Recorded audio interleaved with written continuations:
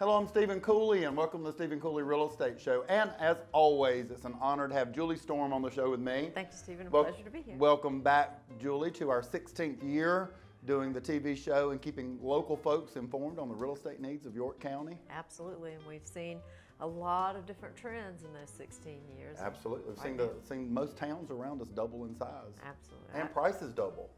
Yes, good thing. A couple of things I wanted to point out today, just some information. You know, the market changes, and most people don't realize this about the real estate market, but being in it every day, it really shifts and changes almost like the stock market. And as a stockbroker watches the stock market every single day, Julie, every hour and every minute, we watch the real estate market and real estate trends. A home selling in your neighborhood or coming available in your neighborhood for sale 100% affects the sellability of your home. And so we're always studying and looking at that. And now it's been a real challenge because people go online and get values on their home from Zillow and all that, and those things just don't work. I mean, if you're just roughly wondering what computer systems think your home's worth, then those work. But if you've got, in our area especially, you may have a $200,000 neighborhood, a $100,000 neighborhood, and a $500,000 neighborhood.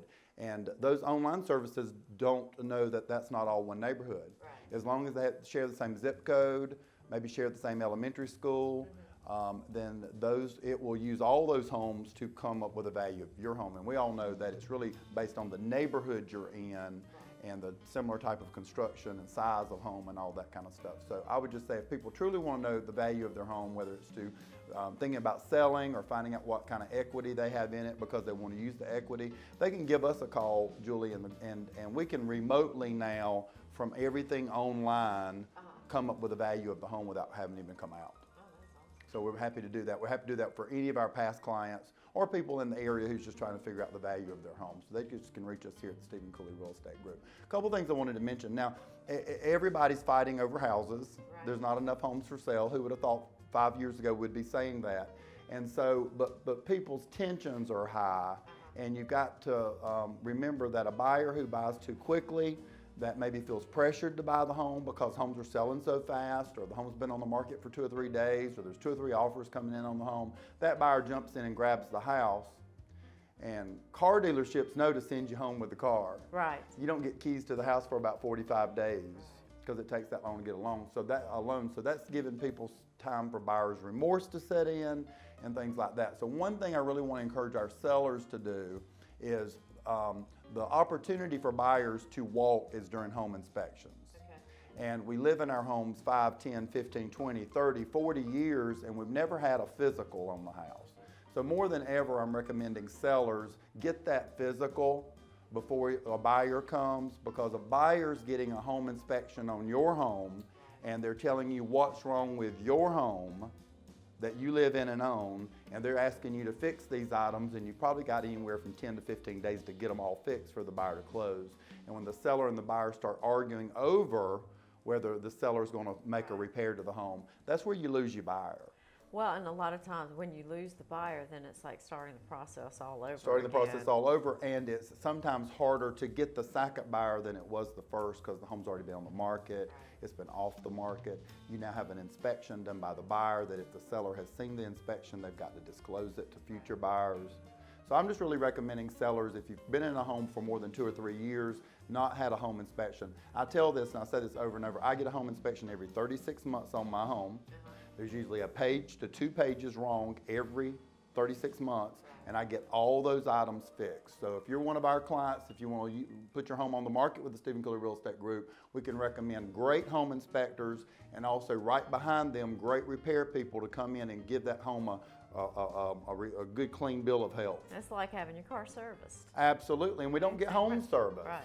But that home inspection, $300 or $400, my goodness, that can save a deal when you're trying to sell your home, and we've all got very expensive homes now. So that's my number one recommendation to a seller. And on the same side with a buyer, contingency aid in the South Carolina contract on page 3 says that the seller will fix certain items, and as long as the seller fixes those items, the buyer has to buy the home. We also now offer due diligence period in South Carolina, but the buyer needs to pick when they make the offer. do they want to do the due diligence period or not? A due diligence is 10, 12, 15 days. You pick the days. You agree on the days with the owner of the home, and you can walk for any reason during due diligence. Okay. So if you decide you don't want to buy the home, if you don't like the inspections, even though the seller's willing to fix the items, or if you find a home you like better, due diligence lets you out of the contract. In North Carolina, due diligence is used 100% of the time. In South Carolina, it's just now starting. So buyers really need to know that when they're about to buy a home. So if you are out looking at homes and you see on the internet and stuff, things are pending or under contract, doesn't necessarily mean that They're that gonna house close. is... No, if it's your dream home and it Yeah. says under contract or pending, put a backup offer on it. Okay. If you're the buyer, because there's a chance that with these high tensions and all that, buyers know they're paying full price or over full price or full value for a home. They want the home fixed. Sellers know that there's plenty of buyers, so why would I fix my house?